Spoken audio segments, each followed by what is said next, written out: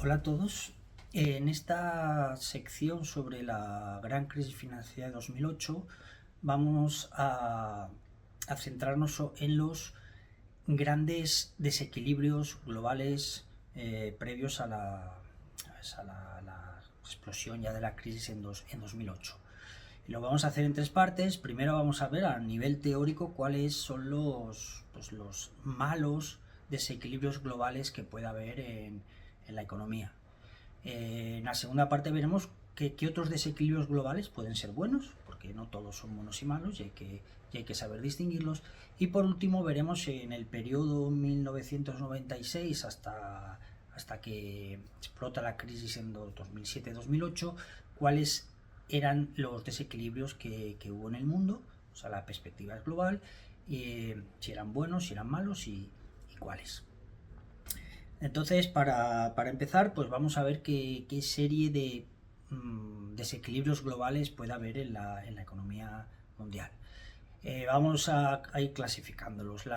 El primer grupo de desequilibrios pueden venir de distorsiones domésticas. Y dentro de esas distorsiones domésticas vamos a distinguir dos. El primero tiene que ver con cuando en un país, por ejemplo, hay un exceso de ahorro.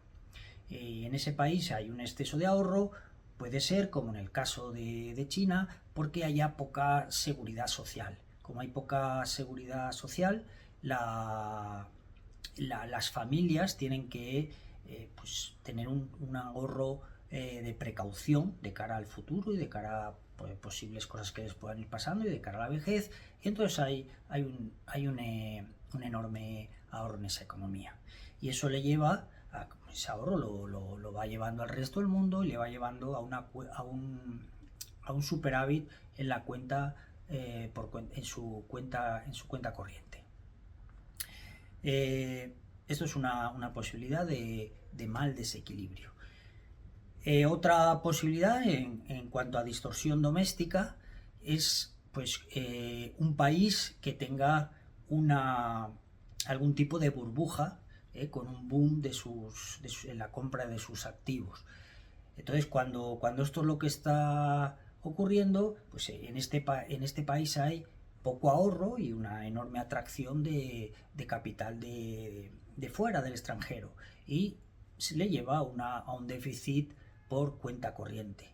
Este déficit por cuenta corriente es malo porque dejamos claro que esa explosión de riqueza en el país que lleva a las familias a ahorrar más no tiene unas bases reales, que en ese caso pues no pasaría nada, las familias ahorrarían menos y ese país atraería capital y habría un déficit por cuenta corriente. Aquí el fundamento, las bases de esa atracción de capital se basa pues en algún tipo de burbuja financiera, en un boom de los activos de ese país que va a ir debilitando su economía a medio plazo, y por eso es un mal desequilibrio.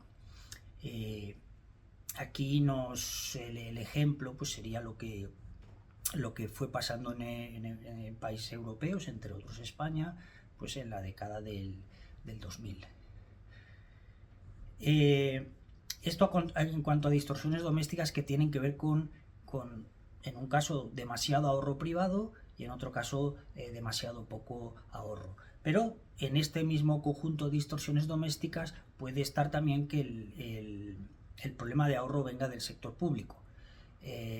Aquí un caso habitual es que el sector público tenga un exceso de déficit público, un exceso de deuda pública, y esa deuda pública pues se lleve el ahorro de esa economía, y esa economía se quede con un ahorro muy bajo, y eso le lleva a tener que atraer capital del exterior y a un déficit por cuenta corriente. Pues aquí este es el caso de Estados Unidos a partir de 1996 pues va teniendo este tipo de déficits. Y es un mal desequilibrio siempre que pues ese déficit público pues no tiene ningún sentido a largo plazo y puede ser insostenible a largo plazo. Muy bien. Y por último, las distorsiones pueden venir, pueden ser sistémicas, ya no domésticas, sino distorsiones sistémicas. Y esto tiene que ver con la acumulación de reserva por los países. Acumular reservas por los países desde su punto de vista individual como país es racional y les sirve como una especie de autoprotección, se aseguran a sí mismos frente a posibles shocks. Esto viene como ese ahorro excesivo que había en China por una falta de seguridad social. En todas las familias se hacen su propia seguridad social. Y aquí los países se hacen su propia seguridad frente a shocks con acumulación de reservas, y eso les lleva a tener superávits presupuestarios. Pero desde el punto de vista global, desde el punto de vista general, no individual de cada país, colectivamente, pues llega a una situación de exceso de ahorro y de enormes superávit por cuenta corrientes en algunas regiones del mundo. Muy bien. Esto ha sido entonces en cuanto a las distorsiones, en cuanto a los desequilibrios globales que podían venir por distorsiones domésticas o sistémicas. Hay otro tipo de desequilibrio que en principio no viene por una distorsión. Son desequilibrios que, si vemos lo que va moviendo el ahorro y el capital en el mundo, parece que tiene sentido y es racional, porque en el mundo pues el capital puede ir de unos países a otros en los que tienen mayor productividad o en los que se ve que hay menos riesgo, en los que hay menos ahorro. Entonces esto en principio no es malo. Pero esto que en principio no es malo, cuando van creciendo esos movimientos de capital, pues pone a los países en problemas. Aquí está el ejemplo de lo que se llama, algo parecido a lo que se llama el mal holandés, cuando Holanda descubre recursos naturales en su país. Eso atrajo tanto capital que ese capital va desequilibrando la economía, porque se centra mucho en esos recursos naturales, digamos, deja olvidado otros sectores de la economía, y además, al entrar tanto capital, aprecia la moneda y el resto de sectores de la economía no pueden exportar, tienen más dificultades para exportar y se van debilitando, y la economía se vuelve menos eficiente a medio plazo. Pues esto mismo, algo parecido, es lo que ocurre cuando los inversores pues se enamoran de los activos de algún país y hay enormes flujos y entradas de capital en ese país. Entonces, esto, lo que en principio podría parecer bueno, porque ese país es atractivo, lo que hace es que va desequilibrando su economía, porque esos activos tienden a centrarse en algunos sectores, como el sector de las viviendas, de las casas, y lleva a booms inmobiliarios y a posibles burbujas. Y esto, porque es ineficiente, porque el resto de la economía además queda en un segundo plano más olvidado. Los capitales no van hacia inversiones más productivas, que empujen al alza la productividad de la economía y su crecimiento a largo plazo. Esto, por lo tanto, un desequilibrio global malo.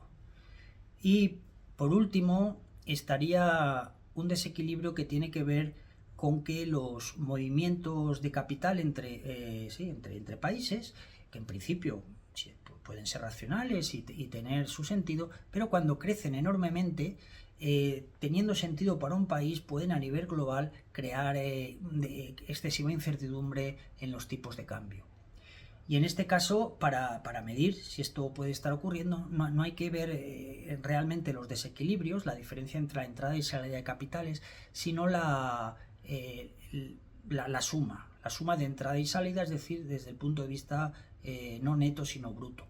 En un país entran muchos capitales y salen muchos capitales, puede haber un cierto equilibrio en cuenta corriente, pero si lo sumas, puede ser una enorme cantidad que haga desplazarse las preferencias de los inversores de unos países a otros, y esto lleva desde el punto de vista colectivo y global a incertidumbres con los tipos de cambio, y se considera por lo tanto un mal equilibrio. Pierde la economía, pierde estabilidad, la economía global. Y bueno, estos han sido los diferentes grupos de posibles desequilibrios globales negativos, ¿vale? Recordamos los domésticos, estaban las distorsiones domésticas, las distorsiones que tienen sistémicas, y luego los desequilibrios que tienen que ver con cosas que en principio no son malas para la economía, pero terminan convirtiéndose en malas. En la segunda parte queremos ver algunos desequilibrios que pueden ser buenos.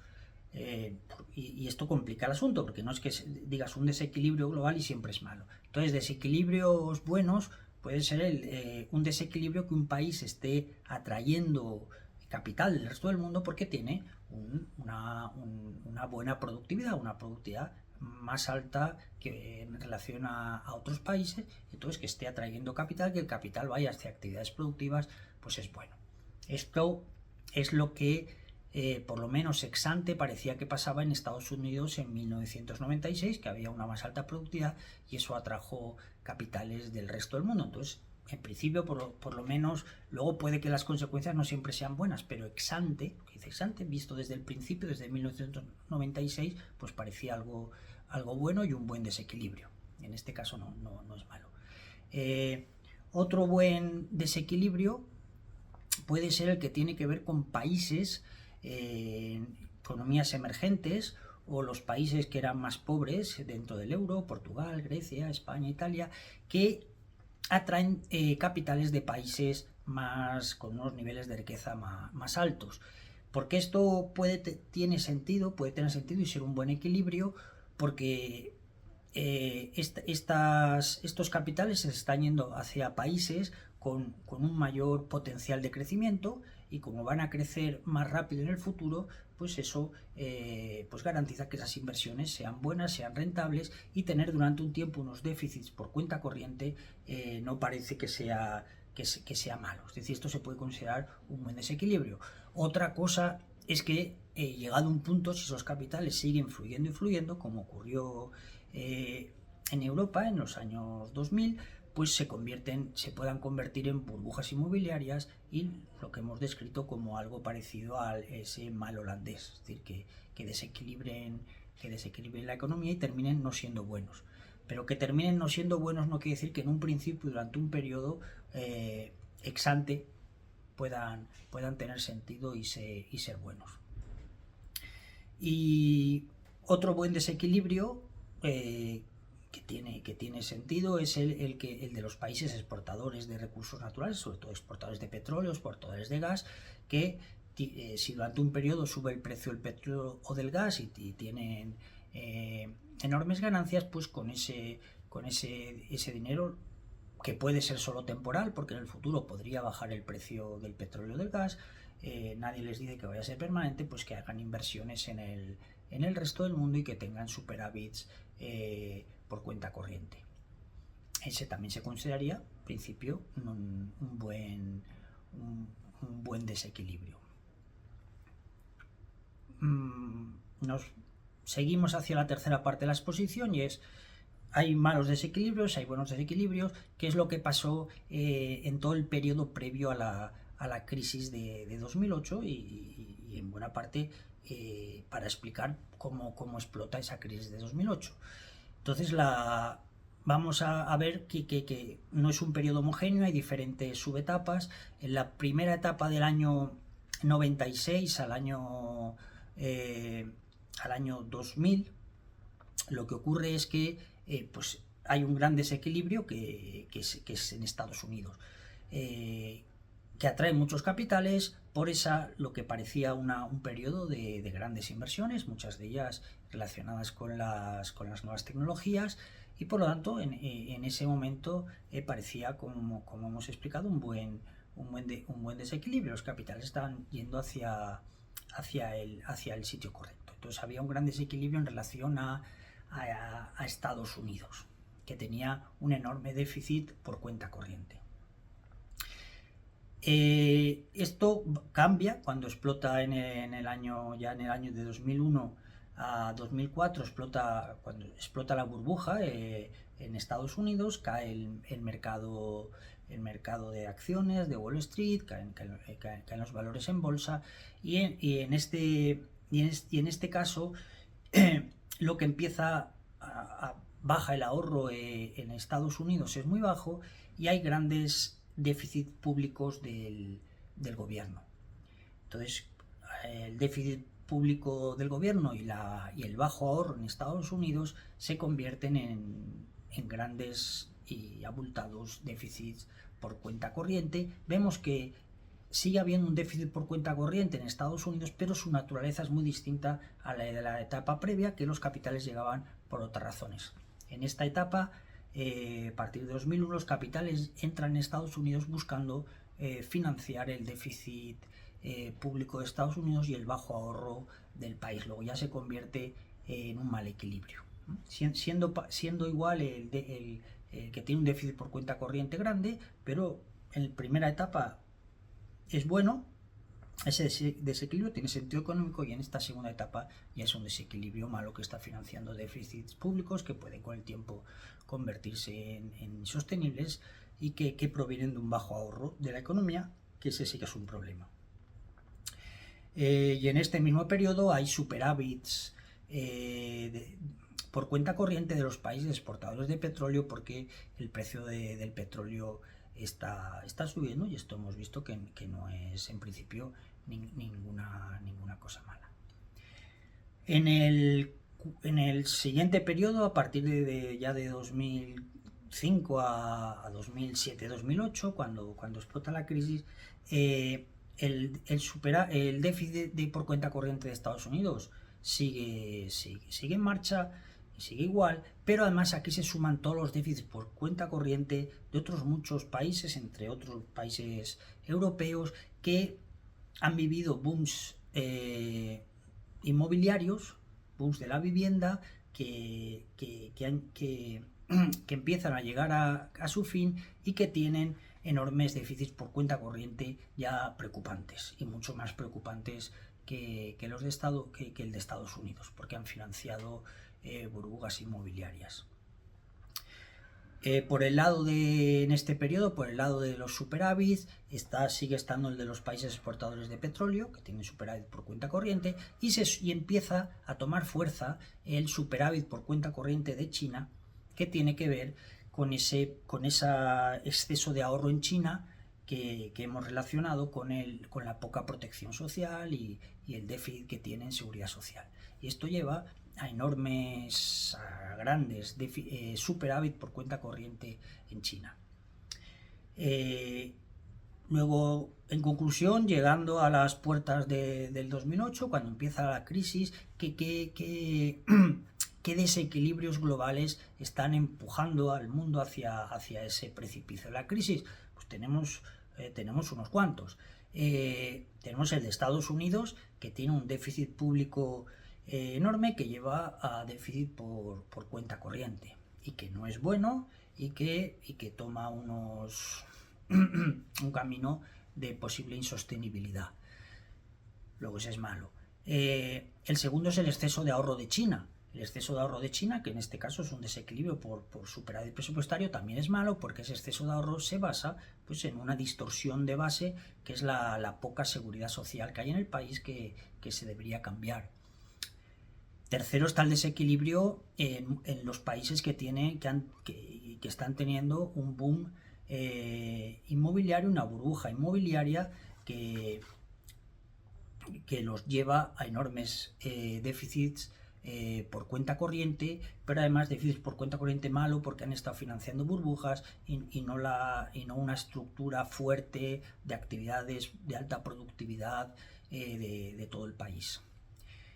Y Y por último tenemos otro desequilibrio malo, que es el del el exceso de reservas.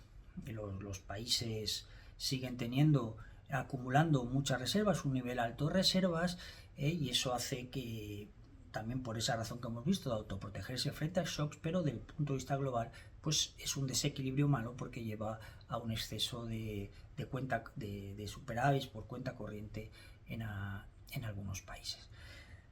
Así que con todos estos desequilibrios, por lo menos son parte de la historia para explicar que la crisis de 2008, y que se fue alargando según los países, pues estuviera servida. Y dejamos para otra exposición pues cómo estos desequilibrios globales fueron evolucionando a partir de 2008 y con las diferentes salidas de la crisis y cómo están en la actualidad en 2023. Muy bien, pues seguimos hablando de estos temas. Muchas gracias.